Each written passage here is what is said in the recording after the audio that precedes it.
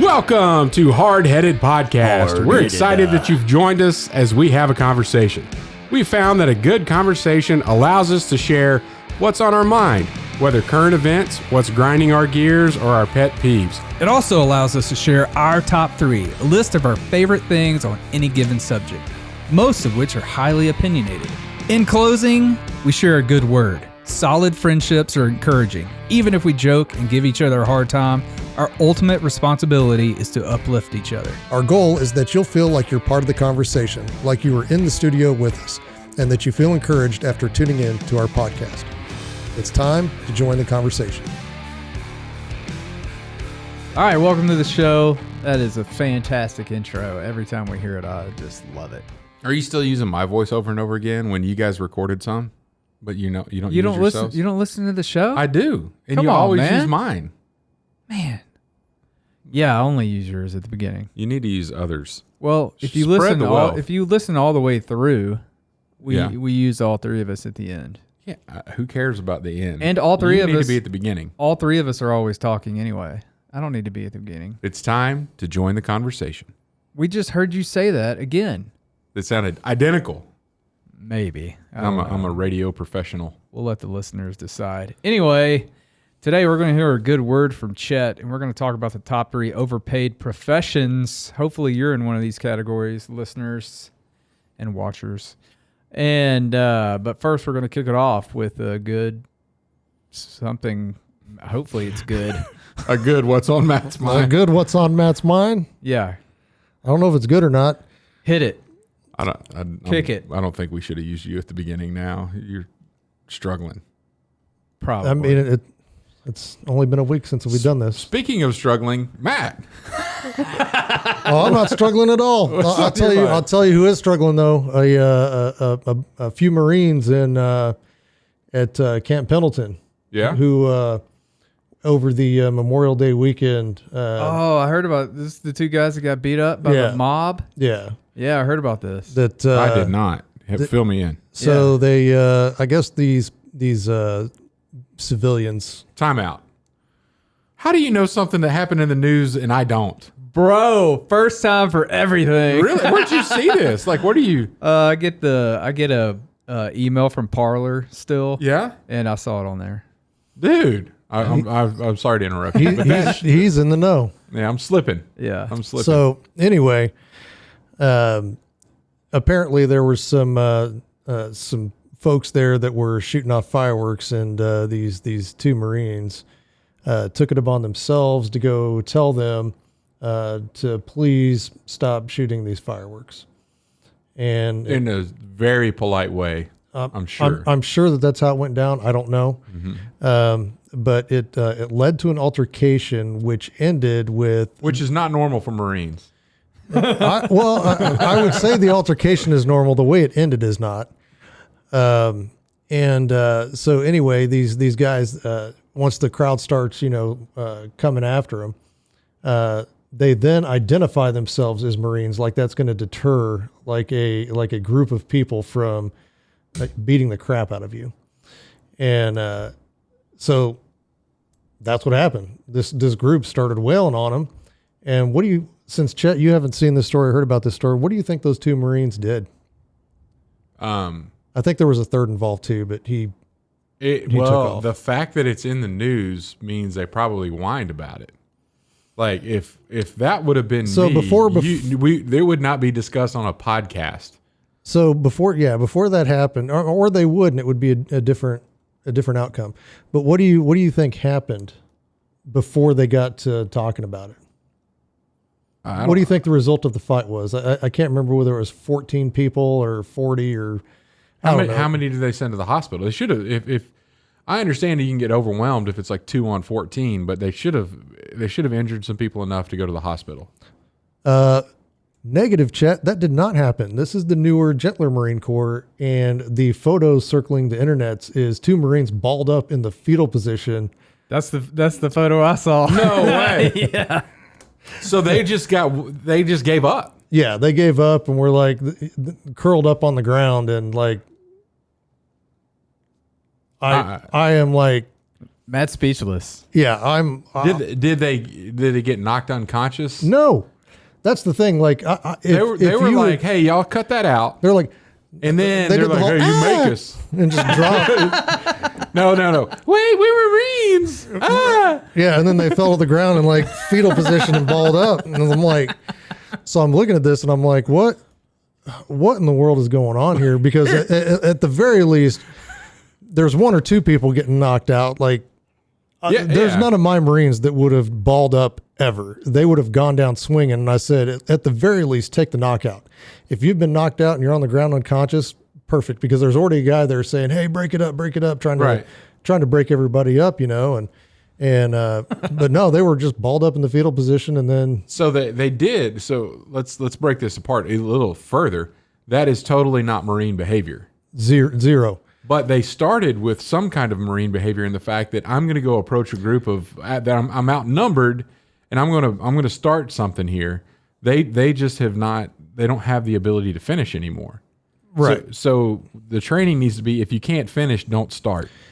Well, I mean, and I remember back when I got my safety briefs on the weekend, especially a holiday weekend, where typically a lot of people don't go home. They don't fly home, they don't travel unless they live close, and then they'll go. But on a Memorial weekend, you get 96 hours, 4 days. Friday, Saturday, Sunday, Monday is typically what you get off, and so everybody stays around, goes to the beaches, and does all that kind of stuff, and that's what these guys were doing. And but before we would go on leave, my last unit, of course, and hopefully I don't get him in trouble. He's a general now. You don't have to say his name, but he's got a very distinct last name, and I mean, it's just pretty awesome, right? Mm-hmm. Rough and rugged last name, and so he would say, "All right, you guys are going on this, Liberty weekend, and you guys have trained hard, you've worked hard, you've earned it. Don't mess it up. So don't go out, don't drink and drive. If you drive, don't drink. If you drink, don't drive. If you drive, don't drink. Don't do drugs. At the time, it was don't turn gay, and don't haze America's children. And if you get in a fight, win." Yeah. Because the punishment, and he was very upfront about it. He goes, "If you come back here, you've gotten in a fight and you've lost, the punishment is going to be way worse than if you'd gone out there and you won that fight." Right. Because I'll stick up for you if you go out there and win a fight, and it's justified. The whole Marine Corps is built around fighting, the size of the fight in the dog. Right. I mean, and winning the fight, and not even necessarily winning all the time, because you'll get if fights on the beach. I mean, that always happens. I mean, that's been around since forever, but I've never seen an instance where two Marines are balled up on the ground, essentially begging for mercy. I mean, so that I saw that, and I saw the article, and then I saw a buddy post about it, and he basically has the same view of it, like what happened to the Marine Corps, and right, all of this, and they were probably pogues or whatever, non-infantry guys, right. And I fear that they actually were infantry guys, which is even worse. And so I think it has something to do with this softer generation, and we're not in a combat environment anymore. It's more of a garrison environment where you're not deploying every 7 months to go fight. Yeah. And you didn't just come back from a 7-month deployment where death was an option every day. And so, you let loose a little bit more, and you trained harder, and you were there to fight and win. What's going to happen to those guys back at the barracks? I don't know. I'm pretty sure they've gone UA at this point. There's no way I would have stuck around. Yeah. I'd been gone. That'd be embarrassing. I mean, because that's a huge embarrassment to the Marine Corps. And I haven't really followed up with it since. So some stuff may have changed, but if I was the command, I wouldn't even back those guys up, because they did come out and they were like talking about it, it's like, yeah. Not only were you lame, you're talking about how lame you were to the world. Yeah. And we've got a reputation to uphold here. Like this is. Yeah. So this has been the biggest detriment to the Marine Corps in recent memory. I mean, it puts it along the lines of what's that kid's name? Bo Bergdahl, basically going UA and running away like a weenie. I could just see it now. Our enemies were, over the strategy table figuring out. No. Hey, you stop putting in those IEDs. They're sitting there saying, should we or should we not pick a fight with the U.S.? And they're like, well, we have this that would get us from the Air Force, this that would get us from the Army, this would get us from the Marine Corps, this would get us from the Navy. We're like, yeah, let's see what the current status is. And they do a quick search and they see the jets of this and and then that news story pops up on the Marines and they're like, yeah, never mind. Marine Corps is not a risk anymore. We're good. So we don't even need to bring guns to this fight. We can just bring fireworks. Yeah. I mean, gone are the days of, that balloon popping when Reagan was giving his speech, and he stops for a second. He goes, missed me. And then he just continues on with the speech. And those days are gone, We have other days of presidents on stages now. Well, or off for that matter. Chelsea and fall. Sandbagging. Yeah. Fall again, I guess. He tripped over a sandbag. Yeah. It's funny because he looked back and he points at it. What's sad is you got it. I mean, you walked into it. Yeah. But so anyway, I guess. Wait, you were going to say something? Well, there's an excuse. Like the guy was standing up there for an hour and a half. Like if you look at the press corps and some of the stuff that they're talking about, and some of the news media that's covering for him, he was up there for an hour and a half shaking hands of all the graduates. I mean, what do you expect from the leader of the free world? He's just not good on his feet after he stood for an hour and a half. Yeah, because that's not a good reason. Don't run again. Just he's 82. Retire. How old is he? He's in his 80s. I just broke that. He what are you doing at my table, bro? I'm lining it up. This thing was like $10,000. Close. Anyway, I'm sorry. That's what Biden would do right now is ball up. So. And here's what makes he would just die. Go ahead, Matt. Sorry. The article makes it even worse because when you scroll further down, it says due to the suspects being juveniles, no further information will be released regarding them at this time. So they were under 18. Oh, when can you sign up for the Marines? At 17?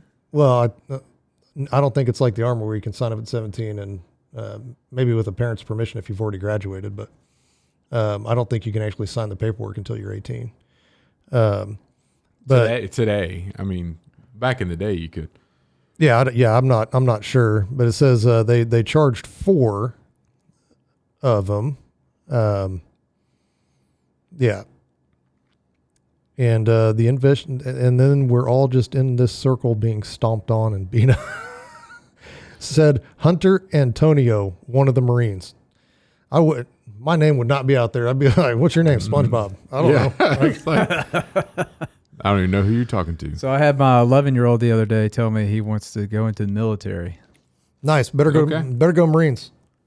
I told him, I said, well, you're gonna have to talk to Mr. Matt about the Marine Corps first thing. And I asked him, like, why do you want to be in the military? He said, so I can fight for my country. I said, all right.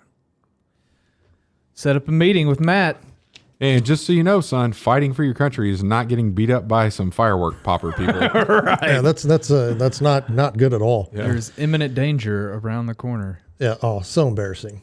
But along those lines, so I was talking to my daughter, my oldest, because she's a senior this year and trying to figure out what she wants to do. And for a while there, college wasn't an option, because she's really into figure skating and wants to do the coaching and all that kind of stuff. And I found out what those coaches make, and I was like, not an overpaid profession?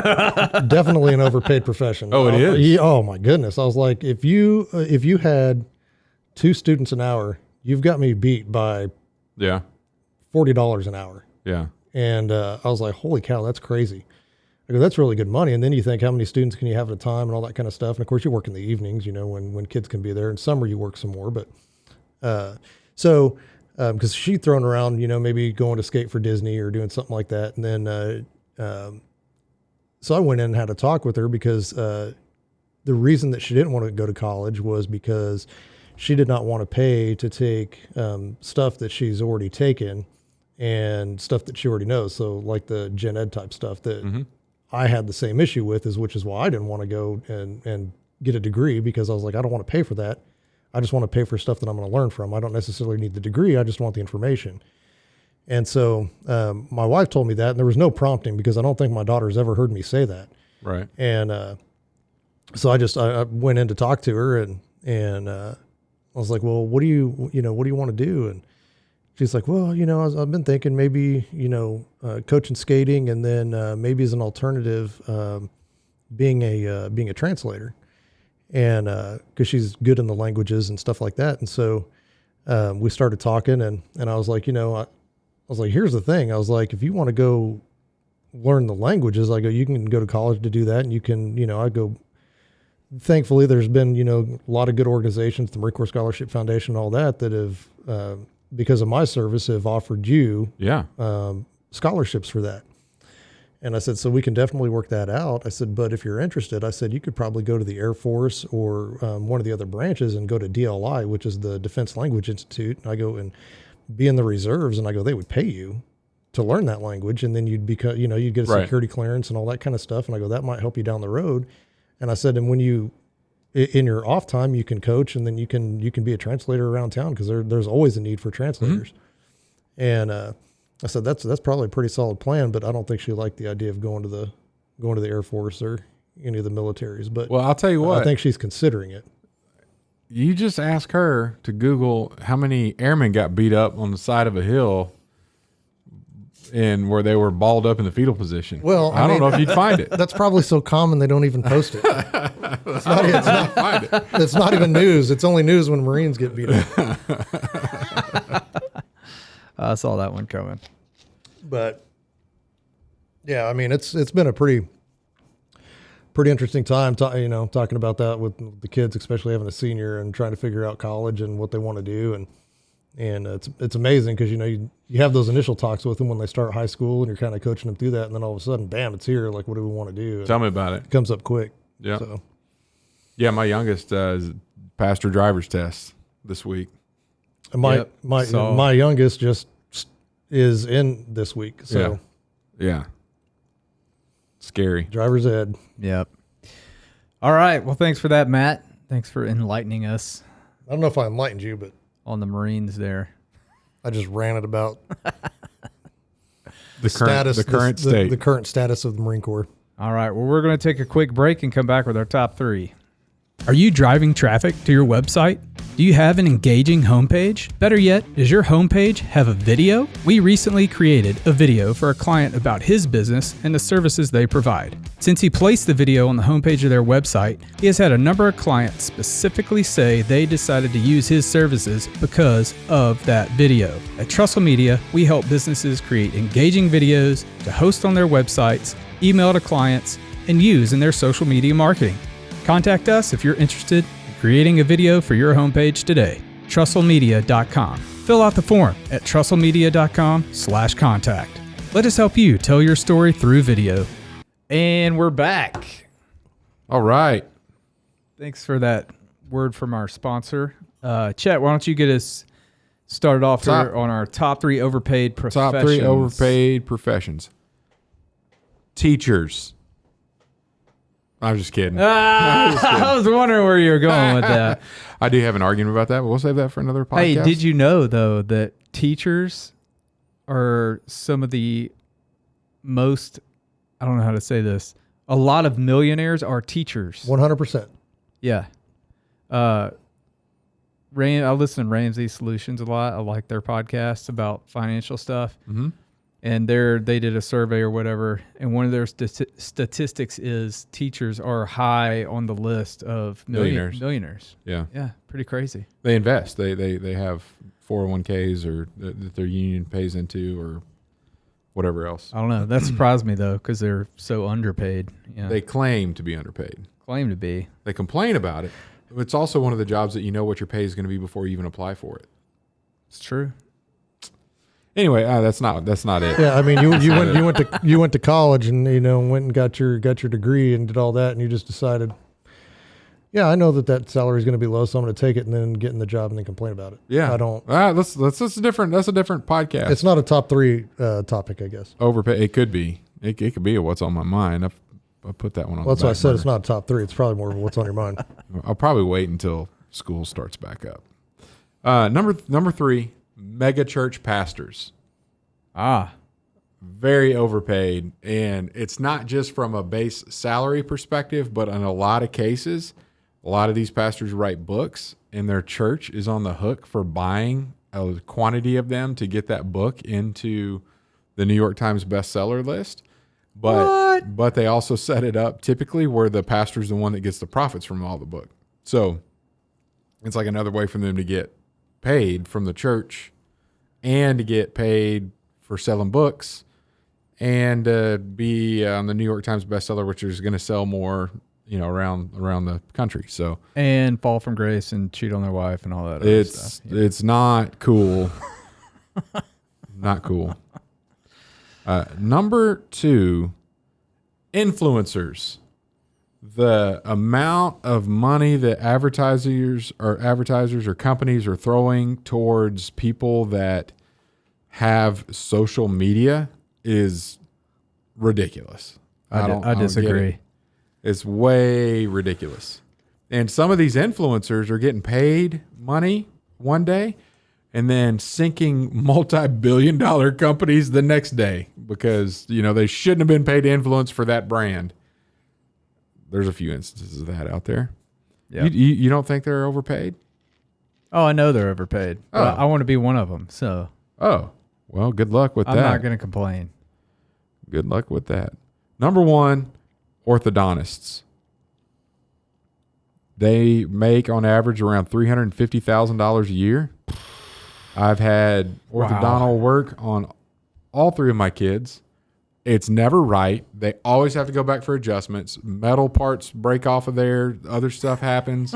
Teeth are flying out the window. They stink at their job. They do. And it's, I don't get it. And they're like, oh, this is just phase 1. I don't get it. Phase 1.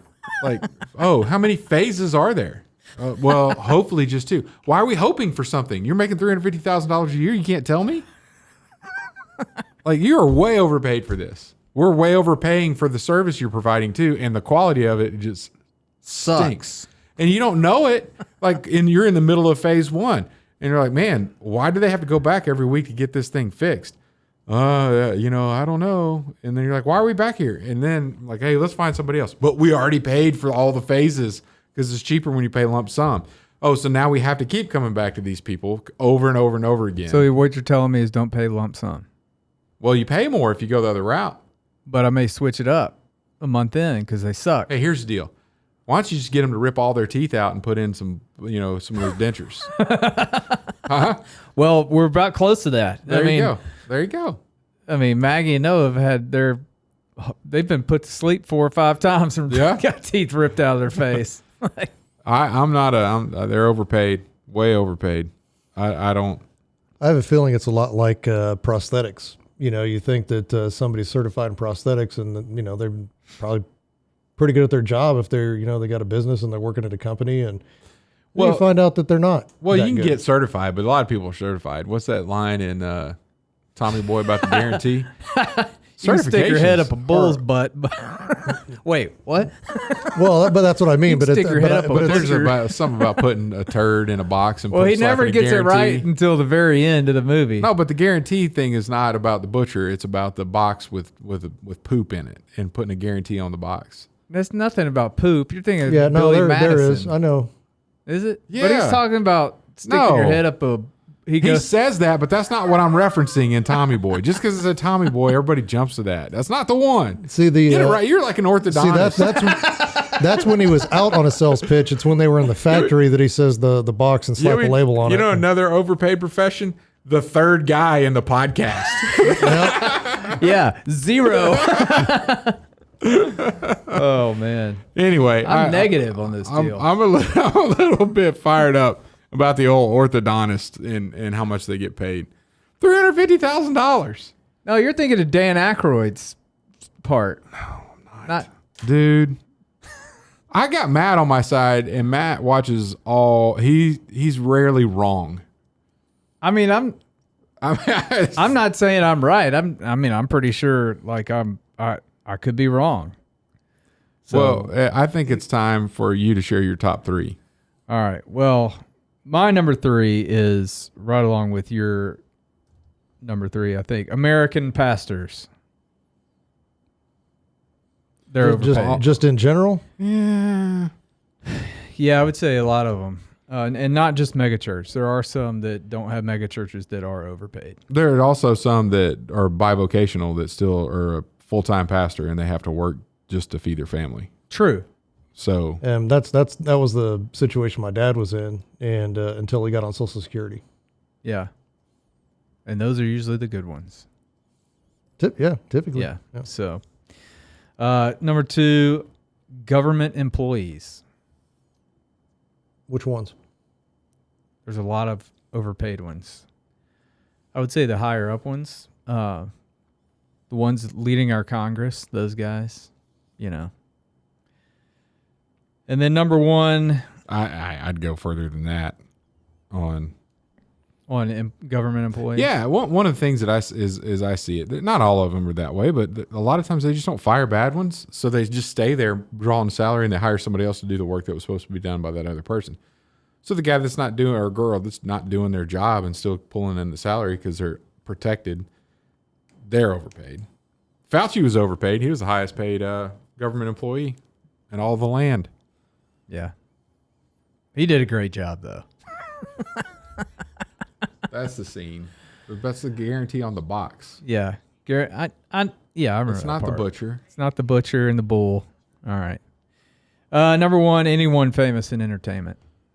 Influencer, actors. Oh, you can't put influencers and actors in the same category. Why not? They're famous. And They're not famous. They're in entertainment. They're not famous. A lot of them are. Yeah, There's influencers that are walking into restaurants and critiquing food and doing being mean to the servers, and they're walking up like, "What are you doing?" And they're like, "Well, I'm a influencer on Instagram," and they're like, "Get out of my restaurant! I don't know who you are." Well, those idiots probably aren't lumped into this They're lumped into me because they're not overpaid. Because they're probably half of those people probably aren't getting paid. I don't. Anyone famous in entertainment. Any influencer that you're naming that now you're putting them in the same category as Tommy Lee Jones, like you're giving them credibility by saying they're the same as actors. No, I'm not. Kinda are. All right. No. I digress. That's your number 1 entertainers. Yep. Matt, what do you got? Number 3. People. So along those same lines, but Watch out, Chet's on a rampage. people who watch and I've comment. had a day. I can Shut up! I'm talking here. People who watch and You comment better ball up on in the what fetal other, position on the floor. I'm Marine. not that Marine. I am not that Marine, as proven by the lack of legs. People who watch and comment on things other people do on YouTube. Oh, the reaction people. Yeah, Reaction people. because those people get. Yeah. You'll see these stupid ads pop up, like they start doing their videos, and then all of a sudden, the next time they've got a Subway cup and a sandwich, and they're hashtagging Subway, and I mean, they're getting paid because there's millions of views on these stupid things. Yeah. But they're getting paid for it, and they don't have to leave the house. Yeah. Other than they probably even Ubered that Subway sandwich in and paid $900. I'm telling you, that's where all the waiters and all those people that didn't come back from COVID, they've found a way to make money online, and they're doing it. Yeah. And that's why the restaurants are suffering. That's why people can't hire good people, because all these lazy people found a way to sit in front of their phone and do stupid crap like that and make money. But you're trying So to get the in whole it. You're trying to do society. Well, yeah, man, jump on the bandwagon, baby. it. Stupid people, idiots. I will watch a how-to video if you can send me one. No, I started Live Local back in 2019.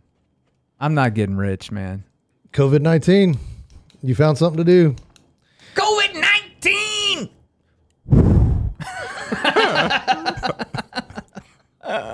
Number 2, This is going off the rails. Rail it. lobbyists. Ooh, that's a good one. So I don't know what's their salary. What do they get paid? So roughly, I looked it up. They're roughly about $110,000 a year. And that's broad. The bigger ones are going to get Way more than that. bukus. Yeah. Yeah. so what, But what's a day in the life of a lobbyist? Meetings and conference calls. Yeah, that's it, right? But to influence people.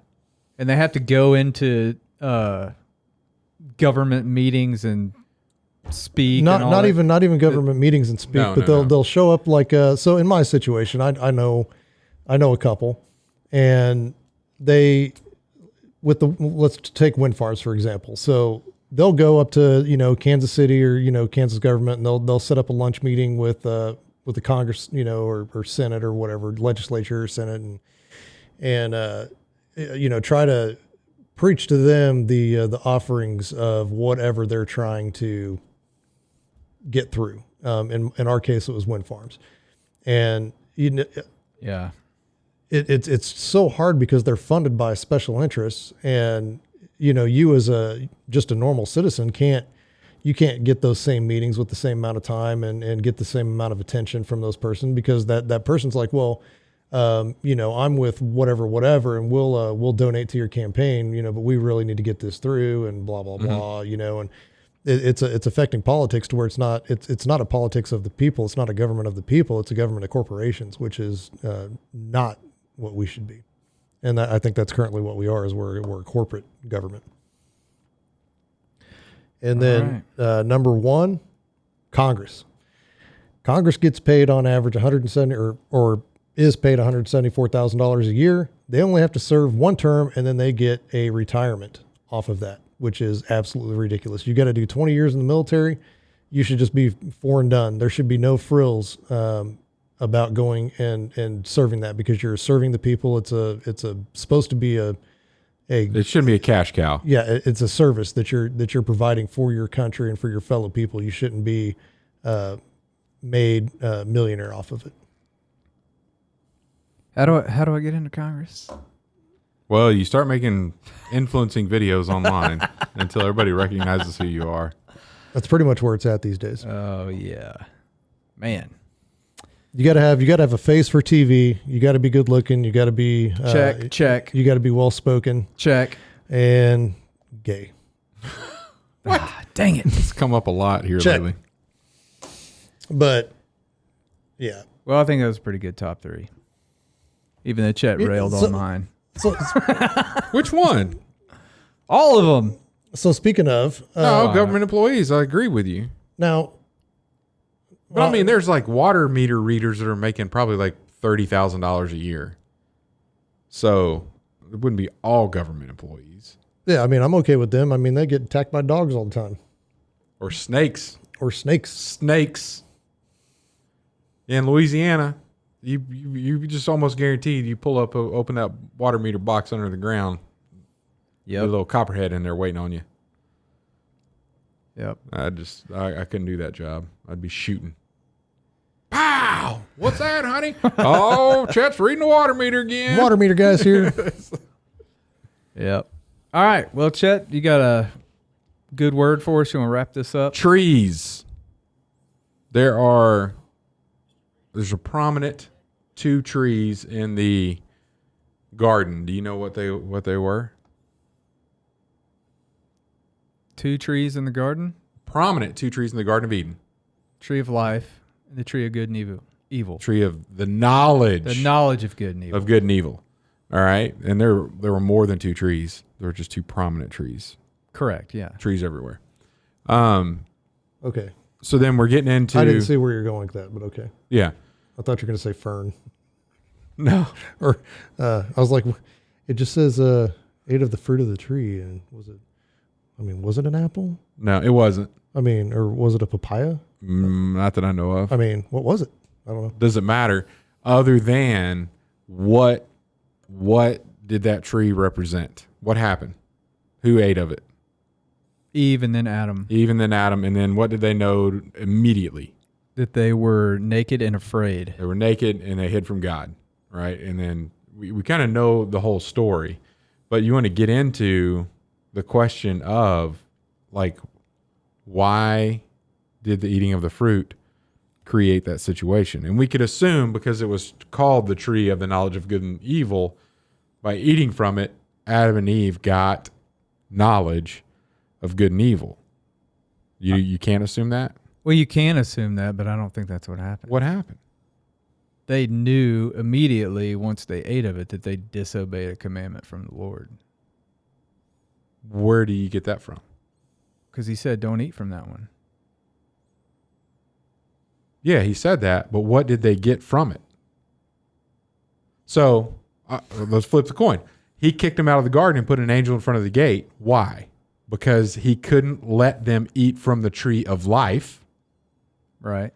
So if the tree of life's fruit gave you life, and then they had sinned because they ate from the knowledge of good and evil, what did the fruit from the tree of the knowledge of good and evil give you? Knowledge of good and evil. Yeah. Right? So the question then is did God want to have humans to have knowledge of good and evil? That's a great question. What do you think? I don't pretend to know the mind of God. This gets big. It gets really deep, really quick. And I'm going to sum this up here really shortly. We could go a long time. I actually taught a lesson on this that was almost an hour. But he did. I bet you did. He did want mankind to know the difference, the knowledge of good and evil. And the interesting thing here, and there's a long quote that I'm going to skip, but there's a really short quote by John Collins that says, God intended that through this tree, humans would come to know good and evil, either from above as a master of temptation or from below as slaves to sin. So by knowing that you shouldn't do this and not doing it, you would over time come to know what good and evil was through not giving in to temptation. Or you would immediately know what good and evil was by sinning, by eating the fruit, and then you have that knowledge, but you also have broken your relationship with God through that. And so, and there's all kinds of scripture that back this up, that God intends for us to have wisdom. He intends for us to know things. There's Genesis 3:22. God has wisdom. Angels have knowledge. Young children do not have knowledge, as mentioned in Deuteronomy 139. Elderly can lose knowledge in 2 Samuel 19. And God grants knowledge, 1 Kings 5:3. If we look at knowledge and wisdom of King Solomon, we also, what are you doing? Sorry. Dude, Yeah, face me. Overpaid. Woohoo! So he granted knowledge and wisdom to King Solomon, right? So it's not that he never intended for us to have knowledge and wisdom. It's that he intended for us to get knowledge and wisdom through our dependence on him. And by Eve and Adam taking and eating from that tree, it was basically a declaration of independence from God. Like, I'm declaring my independence from you. I'm not going to get things through you. I'm going to get things on my own. So, and then we look at the from a tree perspective, do any of the trees come back up later in Scripture? Tree of life, tree of knowledge of good and evil? I think the tree of life does. Tree of life does. And that's going to be in the new world. Like it's going to be, and we are going to eat from it, and it's going to give a harvest once a month, 12 times a year, and we're all going to partake of it, which is pretty cool. And that's part of the eternity side of things, living forever. So anyway, trees, good word. Just what if you miss a meal? I don't think we will. Just if it happened. Well, let's ask when we get there. Or better yet, I mean, why don't you try? You want to get Tell me how it goes. Well, the first meal he ate was fish.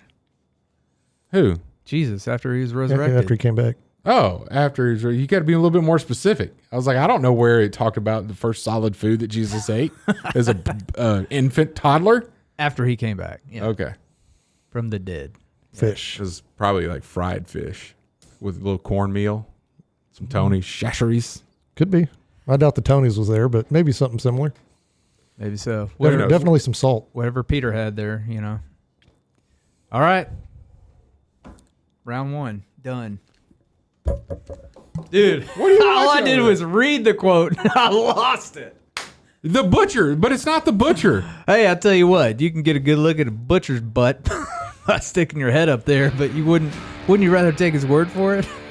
Thanks for listening to the Hardheaded Podcast. Don't forget to share this podcast with others to help us get the word out. Also, if you haven't yet, please rate and review the show. This helps our podcast show up in other people's suggested shows that may or may not have listened to us before. Thanks for listening, and we'll see you next week.